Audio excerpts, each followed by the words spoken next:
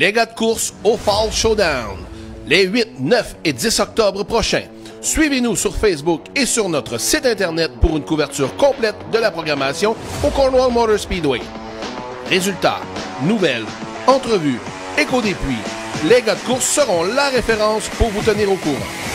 Les gars de course au Fall Showdown, une présentation de Remorquage du Plateau, Remec, le Groupe Ultra et du Cornwall Motor Speedway. Partir une entreprise, c'est négocier avec l'inconnu. T'accumules les années de travail et t'en viens à apprivoiser le métier. Et un jour, tous tes efforts sont récompensés. Robert Bernard, c'est 70 ans à votre service pour que vous preniez la route en sécurité, en tout temps. C'est 17 succursales, 400 employés qui s'occupent de vous partout en province. Robert Bernard, une entreprise locale, maintenant leader au Québec. Les gars de course tiennent à remercier leurs précieux partenaires. Groupe Génique, Garage P. Auclair, Remorquage du Plateau, DL Performance Distributeur VP Racing Fuel.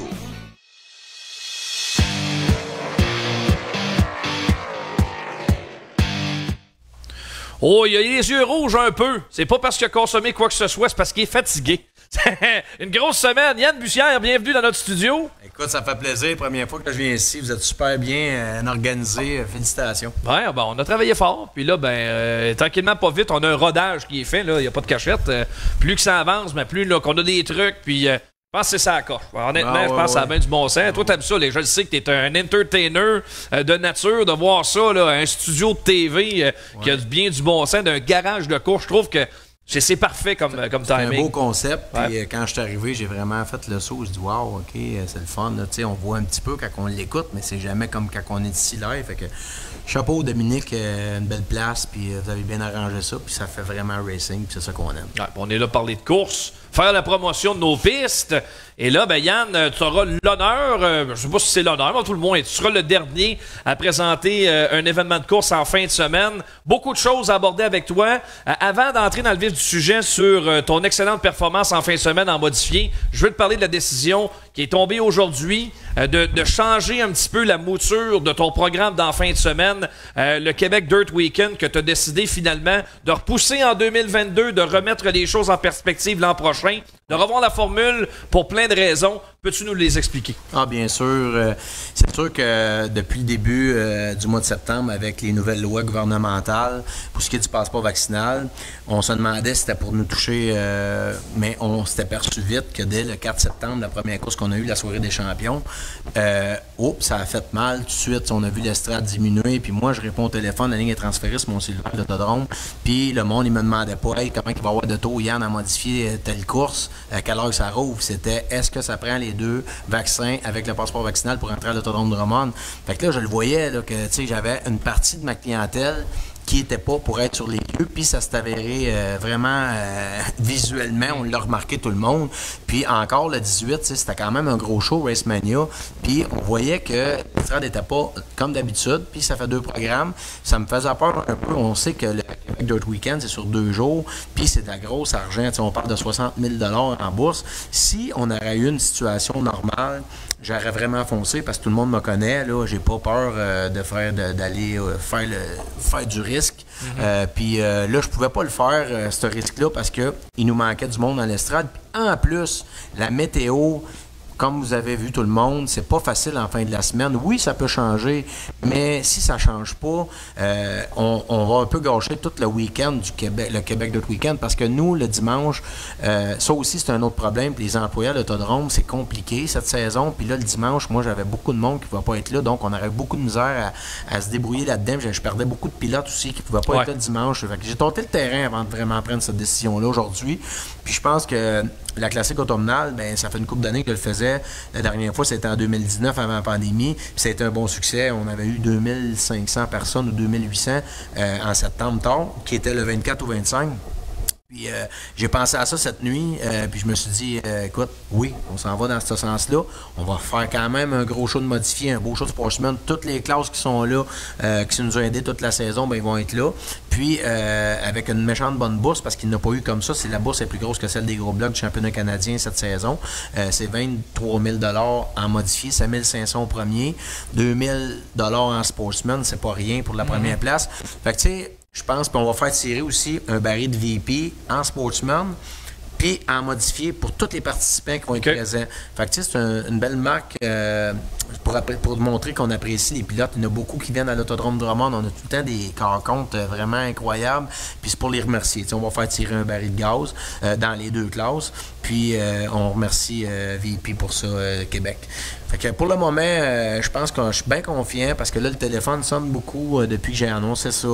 Il n'y a pas beaucoup de gens déçus. Je pense que les gens comprennent la situation. Puis c'est ça qui me faisait peur. C'était ma crainte. Puis même du côté des pilotes aussi, ils ont très bien compris la situation. Puis c'est quand même une très belle formule de course qu'on va vivre samedi.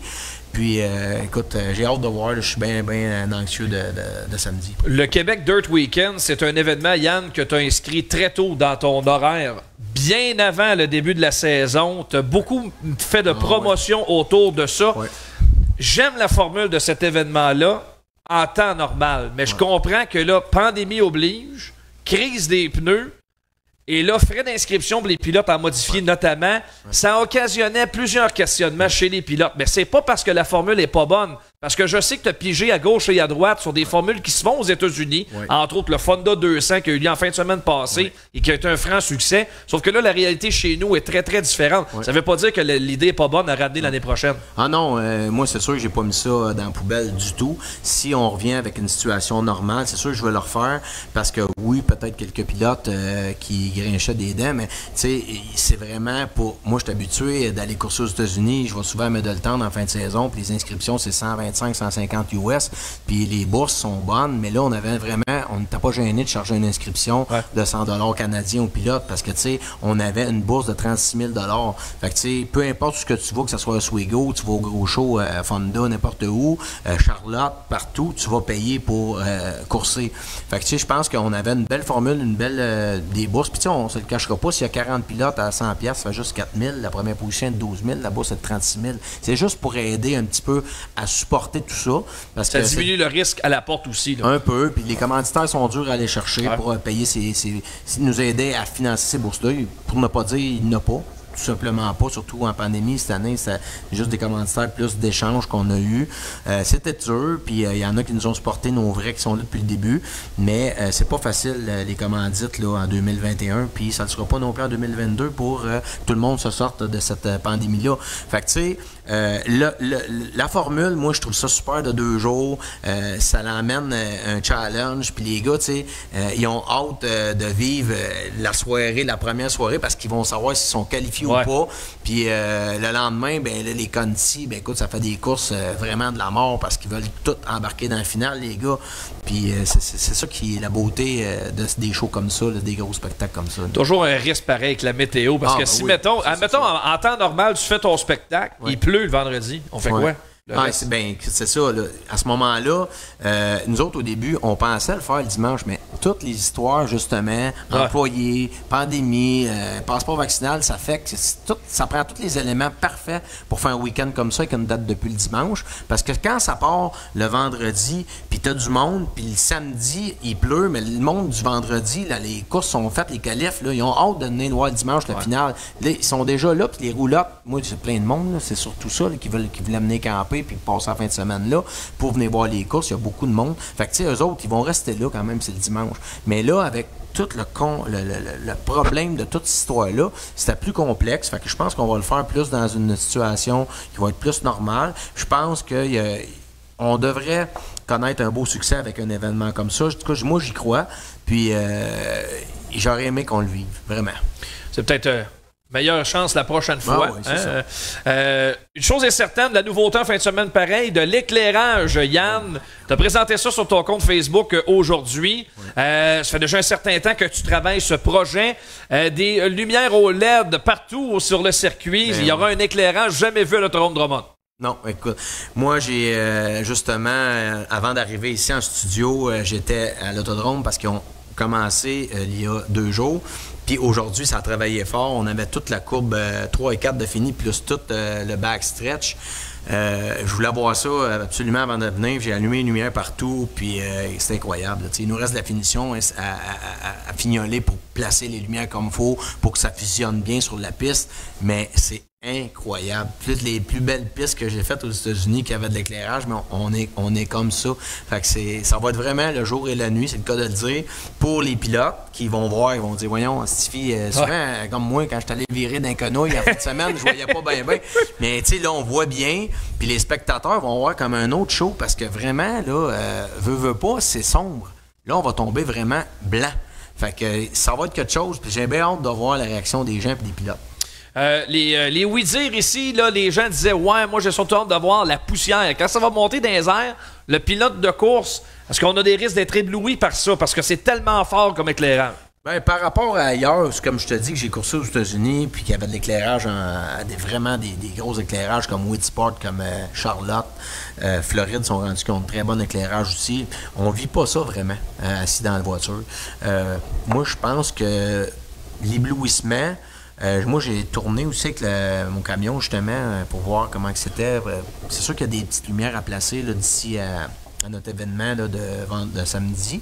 Mais non, je pense pas que ça va éblouir personne. Là, à moins que la personne regarde les lumières dans les yeux qui est dans le pit. Là, ouais. c'est directement dans le faisceau. Peut-être pas la bonne affaire. Mais écoute, on était en 2021. On avait besoin d'avoir un refresh de lumière. C'est des vieilles lumières de 25 ans. Et ça consomme. C'est tellement... C'est pas énergivore, là, pas du tout. Là. Non. Puis là, on a vraiment le top qualité dans le LED. Fait qu'on ne pouvait pas demander mieux. Merci à TechnoLED, Pierre Boza, dans le fond, qui nous a amené le projet avec Hydro-Québec, une subvention gouvernementale. Ça nous a pas coûté bien cher. Puis c'est ça qui est agréable là-dedans, c'est qu'on n'avait pas les moyens de faire ça, un switch de même. On l'aurait jamais eu, on l'aurait jamais fait. Mais avec l'aide du plan du gouvernement, puis Pierre qui sait comment ça marche, on a été capable de le faire. Puis écoute, j'ai hâte vraiment à samedi de voir ça. Je sais que tu as travaillé ça depuis longtemps. Quelle a été la raison pourquoi on fait ça aussi tard dans l'année? C'était une disponibilité écoute, trop compliquée? C'est dur. C'était l'enfer. Ça s'en venait par conteneur. Tout le monde sait que les conteneurs, les livraisons, les délais, tout etc. Est en retard, c'est ça. Mais vous avez remarqué sûrement dans le pit, on avait fait la phase 1 qui était toute du 400 OLED. Il n'y a plus de vieilles lumières dans les puits. Les puits sont vraiment bien éclairés, surtout au niveau de la ligne où on se prépare pour aller en piste, où il y a les voitures, puis l'inspection, puis tout ça. Ça a vraiment apparu la phase 1, mais on a vraiment plus hâte à la phase 2, puis c'est ça qu'on fait présentement. Puis c'était long, mais c'est à cause du transport qui finissait plus c'est un paquebot qui s'en venait à Maritime. Fait que là, il les a reçus, puis on était le premier à les avoir. Fait qu'on est bien contents. Hâte de voir ça samedi soir. Yann, il faut revenir sur ta victoire en fin de semaine. Quelle victoire ça a été, ça, avec ta voiture 21 en modifié? Tu as dominé toute la saison en STR, mais ça te prenait une victoire en modifié de Drummond et c'est arrivé enfin dans le programme de samedi avec cette compétition là, qui est très, très féroce. Il y a plein de pilotes qui sont capables de gagner un soir donné. Tu en as fait partie samedi. Parle-moi de ta course, comment tu as vécu ça? Ah, écoute, c'est super le fun. C'est vrai que tu dis que c'est vraiment la Ligue nationale, les gars sont forts, là, on sait jamais. Il y en a tout le temps 10-12 qui peut surprendre puis gagner une finale à modifier à Drummondville. Fait que c'est bien le fun que j'ai pu me démarquer ce soir-là. Ça faisait une couple de semaines que je savais que j'avais une bonne voiture. On finissait tout le temps top 3, mais il m'en manquait. Puis je partais souvent à loin aussi. La pige, j'étais 9, 10, 11, 12. Puis là, on a pigé premier. J'ai fait une erreur de pilotage, passé brûlé de ma journée. Puis pour finir le plus, je me suis rajouté une autre affaire avec l'STR cette saison. Mais c'est ça. J'ai fait une erreur de pilotage qui aurait pu vraiment être vraiment catastrophique pour moi, là, vraiment. Puis finalement, j'ai réussi réussi à rembarquer sa piste, puis le couteau d'un dent, puis je me suis dit, bon, ben, gars, ouais, on a une bonne voiture, on essaie de remonter ça. Puis c'était vraiment le fun. J'ai coursé avec David, puis Sébastien. Écoute, on a une tatouage de large, là, passant en plein milieu, les gars, c'était clean, on se touchait pas. Ça, c'est des courses que moi que j'aime, puis ça roule, puis j'ai trippé. C'est rare que je trippe de même à modifier, je peux vous le dire, là, parce que à modifier, quand ça va pas bien, là, on est des compétiteurs, fait que on trouve ça dur, mais quand ça va bien, là, c'est rare, on les compte peut-être sur les doigts de notre main, puis on l'apprécie vraiment. Puis, il faut que tu nous expliques un peu, quand tu débarques à l'extérieur de la course numéro 2, c'est une nouvelle piste, littéralement, et là, c'est assez à pic, là. Oui, bien en fait, justement, il y a la piste de VTT qui est directement là. Fait que moi, j'ai comme, vu que la piste est surélevée de 2 pieds à peu près avec la nouvelle glaise, c'est vraiment à pic à ce niveau-là. Fait que j'ai vraiment tombé en mauvaise place assez que j'étais sûr que j'étais pour flipper, que si le pneu arrière droit aurait mordu dans la descente, c'est sûr que je flippais. Mais j'étais béni, ça n'a pas mordu, j'ai tombé, essayé de rembarquer sur la piste, mais trop de bonheur. Parce qu'on a On a la séquence en question. Je sais que l'ami Cédric va essayer de trouver ça, là, mais tu peux continuer, Yann, de l'expliquer. En fait, j'ai tombé comme à cheval entre la piste et justement l'extérieur de piste qui était vraiment banké à ce niveau-là. Fait que là, j'ai tout comme ramassé avec mon nez de voiture, comme une charrue. Oui. J'étais comme sur le ballon. Tu faisais une pelle, finalement. Une pelle. Fait que là, j'ai décidé de débarquer complètement parce que je n'étais pas capable de rembarquer sur la piste. Puis j'ai dit, je vais rembarquer plus loin parce que c'est moins haut, ce qu'on débarque justement pour sortir de piste. Mais là, j'ai dit, je vais tomber dernier. Mais finalement, j'ai tombé 4. J'étais vraiment content d'avoir embarqué à temps. Mais tu sais, ça aurait pu vraiment être catastrophique puis scraper la voiture. J'étais chanceux. Ça en prend de la chance aux courses. Puis ce soir-là, ben, je n'ai eu. Parce que revenir là, à l'entrée de la 3, il y en a qui ont déjà vécu des mésaventures dans ce moment-là. Oui, non, c'est ça. Ben, félicitations, Yann. Merci super beaucoup. Victoire. Puis, ça craint qu'un gars va revenir en modifier.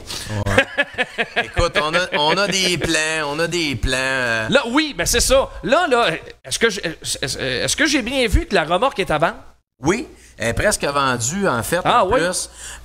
C'est ça, je veux m'acheter un motorisé puis un plus petit trailer parce que c'est gros. Puis là, je veux peut-être déménager dans des prochaines années, là, vraiment dans pas très long. Okay. Fait que j'avais pas le choix de rapetisser un peu. Puis je voulais quand même être bien pour aller aux courses avec mon gars. Puis je voulais de quoi aussi qui nous rend utile si on va pas aux courses pour on fait d'autres choses. Fait qu'un motorisé, ça se t'avérait une bonne idée.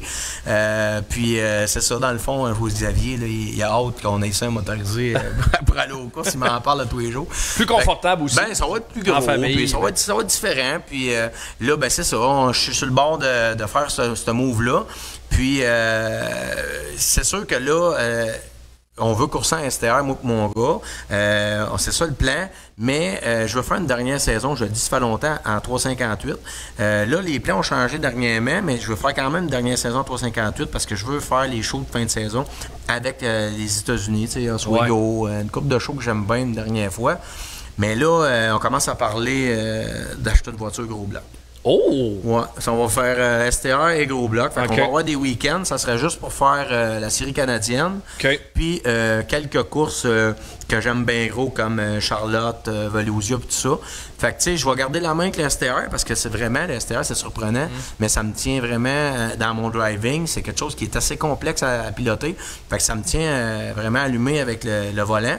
Fait que ce que je vais faire, c'est que je vais continuer à courser en STR, mettons en 2023. S'il y en a encore, bien sûr, on travaille la classe pour casser de mieux en mieux. Mais c'est ça le plan, que je vais courser en gros bloc quelques fois par année. C'est au lieu de tout arrêter puis me crever le cœur, parce que c'est ma passion première, ben on va pouvoir y aller de temps en temps puis faire d'autres choses familialement certaines fins de semaine. Tu seras peut-être pas le seul qui va décider de faire ça, d'ailleurs. En tout cas, j'ai parlé avec une couple de gars puis il y en a qui sont bien fatigués d'aller aux courses à toutes les fins de semaine. Puis c'est cher, c'est coûteux, on se le cachera pas. Moi, c'est une question de budget avant tout. Puis de faire une couple de courses par année, selon moi, pour moi, c'est plus économique que d'en faire 50 anti-bloc. Au pire, tu ramèneras ça, tu sais, Yann. Quelle aventure! Hey. Ça n'a pas duré longtemps. Non. Je pense qu'on a la photo en ouais, là, c'est ça, exactement. Ça, c'était une autre affaire que j'ai été chanceux cette fois-là. Oui. Parce qu'on avait fait ça avec Martin Roy Junior vite fait dans la semaine.